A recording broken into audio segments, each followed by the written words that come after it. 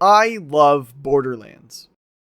But my love was originally distaste. See, I was introduced to the Borderlands franchise in the 7th grade, but I couldn't really get into the series. I also wasn't as excited as everybody else when Borderlands 3 was announced. It took me getting into college to get me to want to even play the franchise again.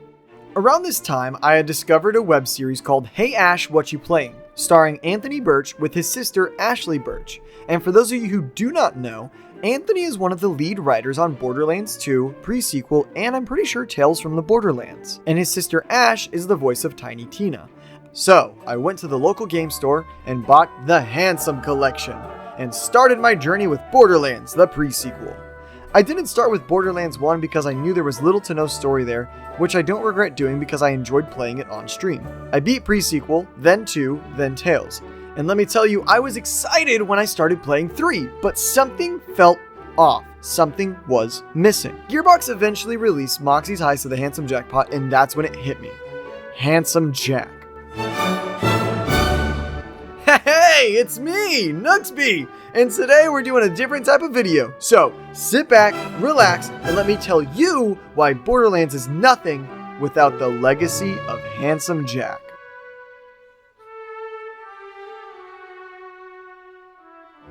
See, in my personal opinion, this character, better yet, the greatest villain in all of video game history, was missing from a franchise that revolved around him. Playing the first DLC of Borderlands 3 was a proper way to show us that Jack's legacy still lingers in every shadow, crevice, and area of the Borderlands universe as a whole. Flash forward to now, when I streamed all these games, I realized more that Borderlands 1 through 3, as well as pre-sequel and Tales, isn't about the vaults or some loot here and there. It's the story of one man, and the legacy he leaves behind even in death. Like I said, my first real playthrough of Borderlands 1 was on stream, and it was a disaster. A glorious, broken disaster. Dead enemies wouldn't despawn, lagged turned the game into a PowerPoint presentation, and by the time I got to the Destroyer, I was quite literally watching a slideshow. And to make matters worse, I accidentally deleted the last 10 hours of footage. But despite all that, I loved the game. Borderlands 1 throws you into Pandora as one of the 4 original Vault Hunters: Roland, Lilith, Mordecai, or Brick, and you're guided by Claptrap. You get to meet Scooter through the Catch a Ride system, and encounter Dr. Zed, TK Baha, and Mad Moxxi, all while exploring a lawless wasteland. The story? Bare bones, like I mentioned before. Atlas wants the vault, you're in the way, Tannis meets up with you, she betrays you, betrays Atlas, betrays everyone else. You kill the vault monster, and boom, the game's over. And it's really that's it. The game had flavor though. See, TK Baha's tragic death happens, Moxxi's introduction is like no other, and Scooter's energy about the Catch a Ride always made me laugh. Also, Dr. Zed being one of the main guys you talk to was a lot of fun for me. I enjoyed every second I interacted with him. Also, Gearbox, for Borderlands 4, can we bring back the mounted auto-lock cannon on all the vehicles? It's one of my few features that I enjoyed a lot, as I would drive by and it would shoot the enemies for me so I could focus on driving. Borderlands 1 does have something that is important. The game ends with a cutscene of a mysterious Hyperion satellite in the sky. The first sign that something, or someone, bigger is coming. And we don't know it yet, but Jack's shadow is already forming. Borderlands 1 gives us a world before Jack's takeover. The lawlessness, the chaos. Everything about Borderlands is kind of wrapped into this game, but it's not really made complete until we get to 2. You see, Borderlands 1 gives us a chaotic world sandbox to play in. Though it has a linear progression system, you're able to go to any area at any time. It's just the chaos that it brings is unmatched by any other game at its time. It's what defined the looter-shooter genre. And that's what this game is at its core, a looter-shooter game. Why focus on a story when you can have fun looting and shit? You're just gambling. Why have a story when you can just gamble, baby? Yeah, gambling!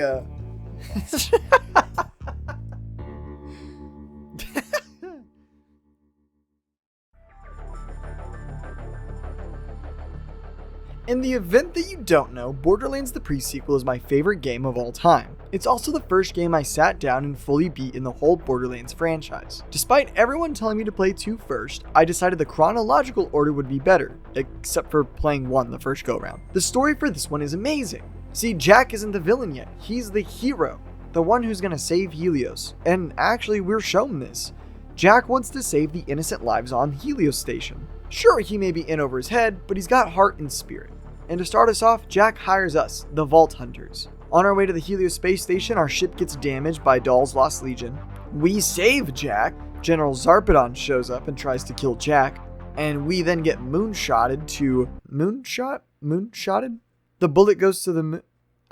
We end up on Elpis, just know that. For this playthrough, I chose Timothy Lawrence because I love Tim Tom and he is the best one to play as. Because also, if you do the upgrade skill tree right, you get wrist lasers. We meet Janie Springs, and she gives us our first O2 kit, or Oz kit depending on who you ask. Also, side note, for some reason this feature was heavily disliked. I don't quite understand this one. You're on Elpis, a moon that has little to no oxygen. How else are you supposed to breathe unless you're Claptrap? Anyhow, after all that, Janie helps us get our footing, and we set off to Concordia to meet the Marif. Marif, with his dumbass name, acts like a dumbass, and once we take down his jamming signals, Jack just wants to talk to him. Jack turns around after getting turned down by the Marif, and the Marif, this stupid moron, tries shooting him in the back, to which Jack responds promptly by shooting the Marif with, wrist lasers. We're introduced to Mad Moxie and Lilith and Roland, all from the first game, and they help us take down Dahl, specifically Zarpedon. We then make our way through Elpis and find our new buddy Gladstone, one of the scientists who work for Hyperion. With Felicity and Gladstone's help, we make one of the worst enemies ever in the Borderlands franchise, the Constructor Bot. And not worse in the sense that it sucks, but worse in like, oh my god, that I died to it several times on my original playthrough of 2. The Constructor Bot also then helps us make all the loader bots. We're seeing in real time Jack starting to amass his giant robot army that we will have to face later in the series. With his rise to power and heroism, Jack starts noticing betrayal. See, the Marif did betray us in a sense because he did work for Hyperion before quitting. Then he started to work for Zarpedon and the Dahl's Lost Legion, betraying us through and through. It also doesn't help that Gladstone tells Jack that there could be another Hyperion spy in the midst. Upon hearing this, Jack decides the best option is to shoot all of the scientists we just saved out of an airlock. Seeing this, Lilith and Roland start to devise a plan and go meet up with Mad Moxie. We fight Zarpedon, save the day, technically, only to find out that the vault has already been opened on Elpis. The Helios station then becomes under our control once again, and the day is saved, right? Well, not necessarily. See, the Eye of Helios is still shooting its giant Death Star laser on the moon, and we kind of don't know why. Who does though? Moxie. And Moxie starts to help us figure out what to do to stop the Eye from, blowing up Elpis. No big deal. Upon further inspection and Moxie's help, we find out that the Eye of Helios is actually the Eye of the Destroyer from Borderlands 1. As soon as Moxie figures this out, her new plan is to overload the Eye of Helios and cause an explosion to kill Jack. This plan somewhat fails as the Eye of the Destroyer is now gone, causing the laser to not be a future problem, but also leaving Jack alive, now knowing the full plan Moxie had. Full of rage, Jack sets forth on finding that vault and then killing those who stabbed him in the back. We make our way to the vault, kill one of the coolest vault monsters ever, and then see what the quote-unquote treasure is. Big bastard, wasn't he? Nicely done. Keep an eye out for that creepy red one. I don't want to get interrupted. Wait. What? That's it? That little thing. The hell did... Oh, what kind of weapon?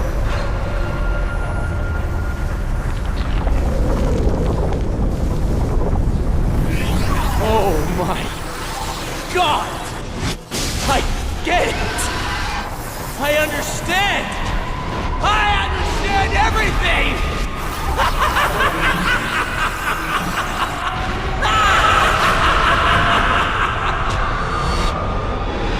Hey, handsome.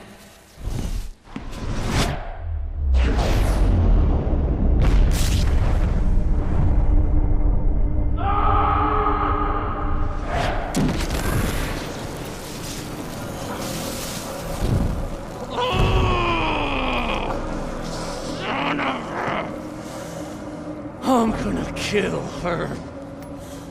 I'm gonna kill them all. Oh, first, you're gonna find me a doctor. Then we're gonna wipe those bandit bastards off the face of Pandora. And then we're gonna wake the warrior. The what? It's gonna be so good. We're gonna scorch the freaking planet in fire. There's gonna be screaming. Bandits are gonna die left and right. I can't wait.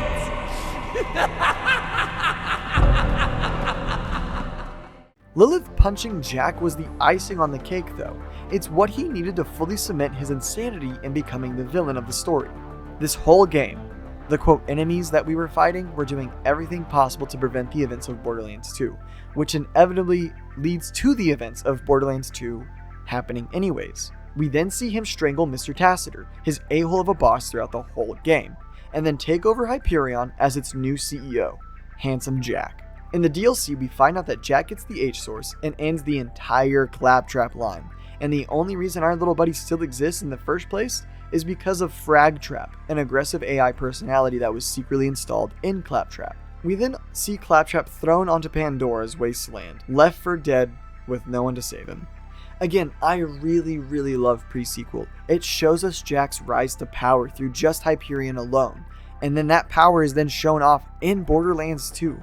We're given just a little bit left of the world of chaos before it turns into a world of controlled chaos. I also think you could play this game before 2 and not need knowledge of 2 to enjoy it. Plus, if this is your first time playing the Borderlands franchise, this game only accentuates 2 in all of its glory. The game is great, 100% it's on my top 10 list.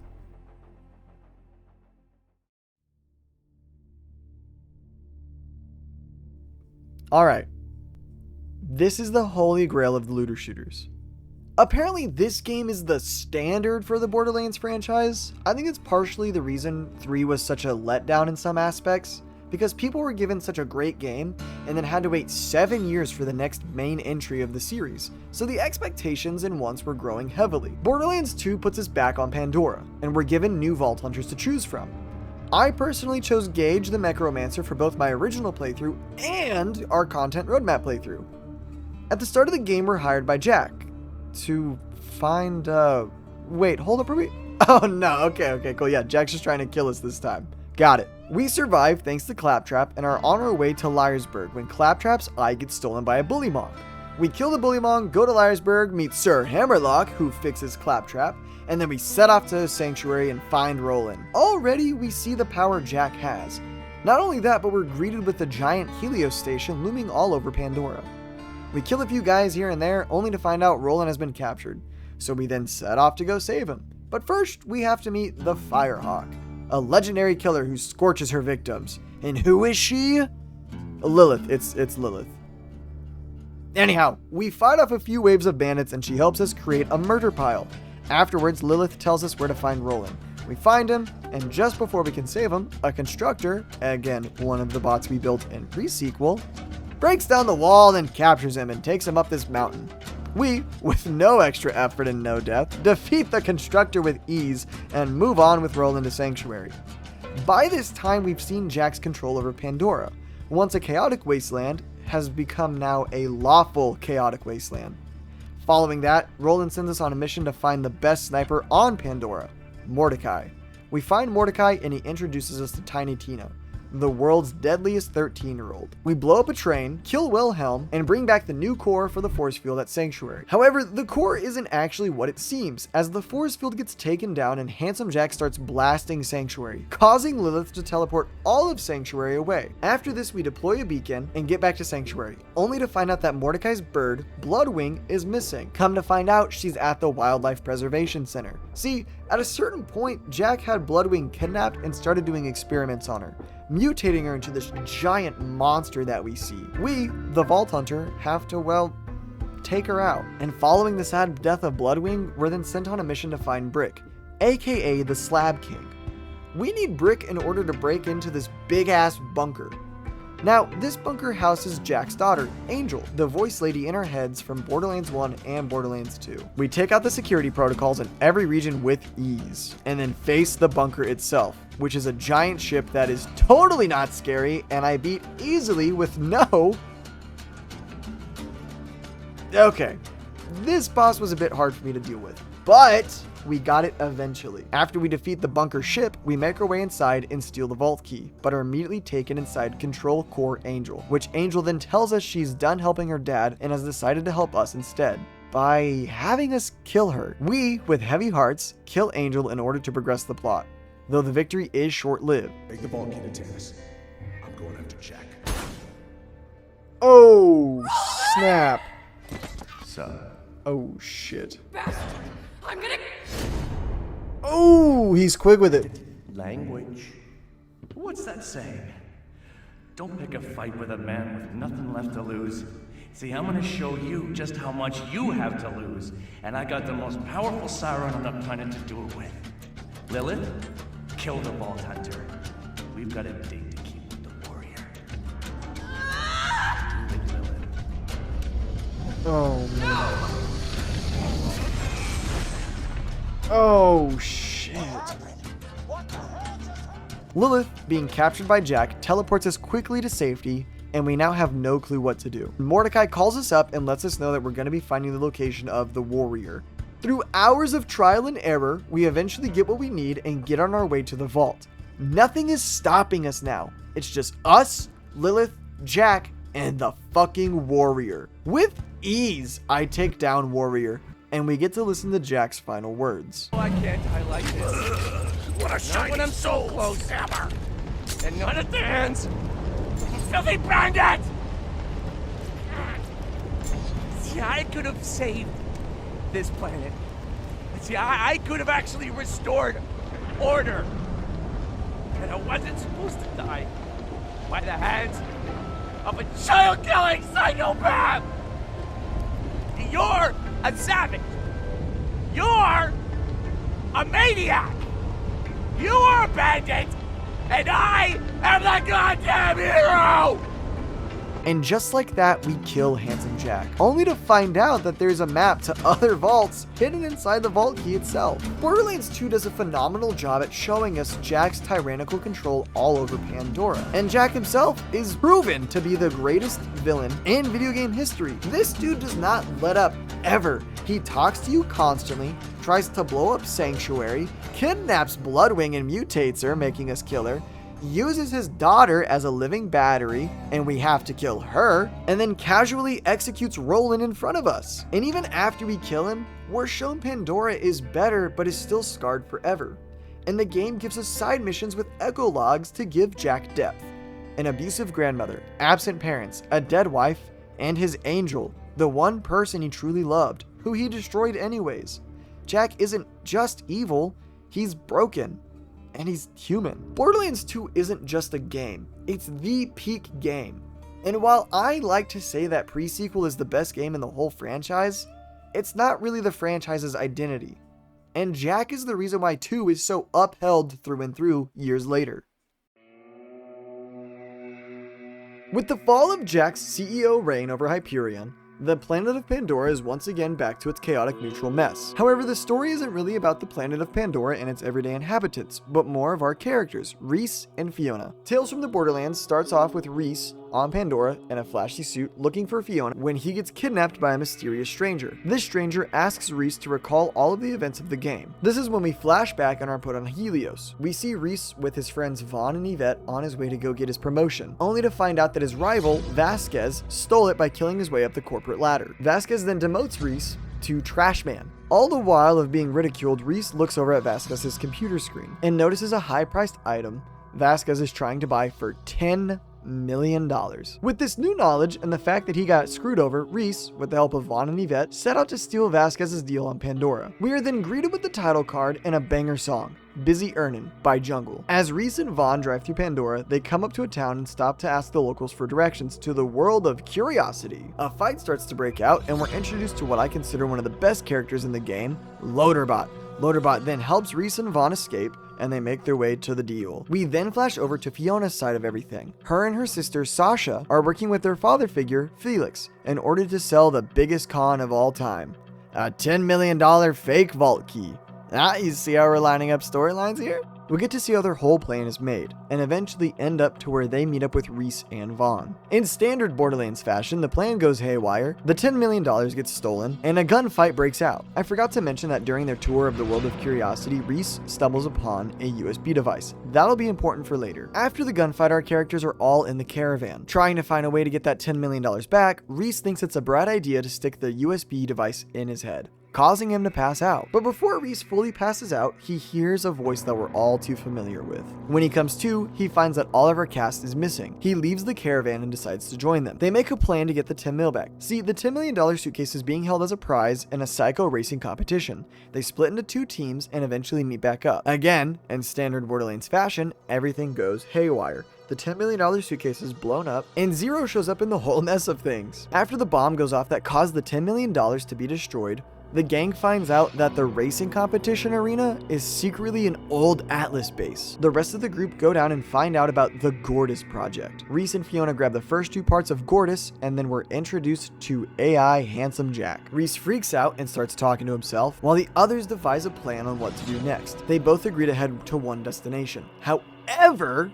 in standard Borderlands fashion, the plan goes haywire. This is a running theme throughout the whole game, kind of, causing Sasha and Fiona to be split up from Rhys and Vaughn. The girls make their way to Hollow Point and find Scooter in order to get the caravan repaired, while Rhys and Vaughn make their way to Old Haven. However, Rhys and Vaughn are then stopped by Vasquez as he holds a gun to their head and makes them dig their own graves. When all of a sudden, Loaderbot shows back up and saves the day yet again. He's kind of like the R2-D2 of this game, and I love it. Anyhow, we cut back to Fiona and Sasha and find that they're messing with Athena. Yes, that Athena from Borderlands the pre-sequel. A chase ensues, and they make their way back to Scooter's garage, where we see Janie Springs, also from pre-sequel, and find out that the two are dating. Oh, look at them. Scooter fully repairs the caravan, and the girls make their way to Old Haven to meet up with Rhys and Vaughn. See, what we don't know is that Old Haven is secretly an Atlas facility. Through a little bit of puzzle trickery, we open this sucker up and head down to the deep below. Rhys and Fiona find the next Gortys piece, and Rhys accidentally sets off the facility alarms, and drones show up and start shooting at everyone. We escape through an underground sequence and regroup, leaving Vasquez and August behind. However, they are cornered by Valerie and her minions outside the facility. Valerie then kills Vasquez and prepares to execute the others, but they are saved by Athena, who forces Valerie, August, and their gang to retreat. Athena then tells us that she was secretly hired by Felix to be the mentor to Fiona and is not trying to kill us after all. Fiona and Rhys then activate the Gortys unit, which is revealed to be a robot. Gortys explains that Atlas created her to locate the teleporting vault of the Traveler. However, Athena killed all of Atlas's employees on Pandora, leaving Gortys incomplete. They then decide to take Gortys to her next upgrade, and as they travel, Rhys chooses to either trust and partner up with Handsome Jack or reject his offer. This time around, I chose to trust Jack. The group eventually reaches the Atlas Biodome and successfully retrieves the upgrade for Gortys, when all of a sudden the gang is attacked, and despite their best efforts to escape, they eventually are captured by Valerie, who defeats Athena, who is then taken away by Brick and Mordecai. This moment leads into the beginning of Borderlands the pre-sequel. Anyhow, Valerie forces Rhys, Fiona, Sasha, Loaderbot, and Gortys to retrieve the upgrade from Handsome Jack's office on Helios. They decide the best decision is to take the caravan to Scooter's catch-a-ride and have him turn it into a spaceship with the help from Janie Springs. Scooter also then accompanies them on Helios, but before they arrive, he sadly sacrifices himself to prevent the caravan from exploding. In order to honor Scooter's memory, I chose the Cowboy Bebop reference. May he rest in peace, and we'll see you soon, Space Cowboy. We make our way to Helios one more time, and Rhys infiltrates Helios disguised as Vasquez. Oh yeah, we kind of found Vasquez's dead body and his cut off face for this. Kind of gross, but whatever, I digress. Rhys, disguised as Vasquez, then makes his way through Helios, when all of a sudden, an amazing finger gun sequence takes place. After the finger gun fight, everything starts to go haywire. The original plan of getting Rhys through the front door to Jack's office isn't working, causing Rhys to enter through a trapdoor beneath. He successfully does and then retrieves the upgrade. All the while, Jack is talking to him about his experience as CEO, when he is then offered control of Hyperion by Jack himself, which Rhys either accepts or declines. I didn't accept Jack's offer, however, which causes Jack to take control of the Helios space station. Reese, with his quick thinking, drops the upgrade down the trash chute, and Fiona, Sasha, and Gortys take the upgrade to Helios' hangar. In order to kill Jack, Reese sends Helios on a collision course with Pandora. In the hangar, August, Finch, and Kroger betray Fiona and the others, revealing they plan to only take Gortys back to Pandora. Loaderbot then sacrifices himself to ensure Reese and Fiona get to the escape pod shuttles. All of that being said, Helios crashes into Pandora. And in the wreckage of it all, Jack decides to download himself into Reese's cybernetics and attempts to kill him. However, Reese gruesomely removes his cybernetics. We're then given a choice. Crush the eye, killing Jack once and for all, or keeping it for ourselves. I chose to keep Jack imprisoned in the cybernetic eye forever. We then cut to Valerie, using the fully upgraded Gortys to open the vault of the Traveler, but the monster protecting it, the Traveler, kills her. Gortys then instructs Fiona and Sasha to destroy her, closing the vault and banishing the monster. We then cut back to the present, where we find out Vaughn had become the Helios survivors leader, captured the stranger, who was then revealed to be Loaderbot. See, having survived Helios' crash, Loaderbot witnessed Gortys' destruction and, feeling betrayed by his friends, rebuilt himself with Jack's endoskeleton to seek the truth. He then asks the group to rebuild Gortys, kill the Traveler, and free Gortys from her fate. With aid from former associates, which is determined by player choices throughout the whole game, the Traveler is killed, and Reese and Fiona enter the vault. Together, they open a chest, and then are teleported to an unknown location. I like Tales from the Borderlands. It shows us that when Jack is gone, Hyperion is in free fall, and there's a giant power vacuum left behind in his wake. And Pandora goes back to being more chaotic than ever. And instead of the Vault Hunters, we get 2 new protagonists that we get to play as, and I think they're written very well in this game. Tales matters because it shows us Pandora right after Jack's death. It shows that the world is slowly going back to its chaotic roots, and only time will tell what happens next. Yeah, I know, part 1 of 2, that's crazy, but part 2 will be releasing tomorrow. I can guarantee that. Anyhow, guys, I hope you enjoyed this one, and I'll see all of you in stream, twitch.tv/TheNooksBeat. We're playing Borderlands 4 tonight. Don't forget to like and subscribe, and I'll see all of you in tomorrow's video.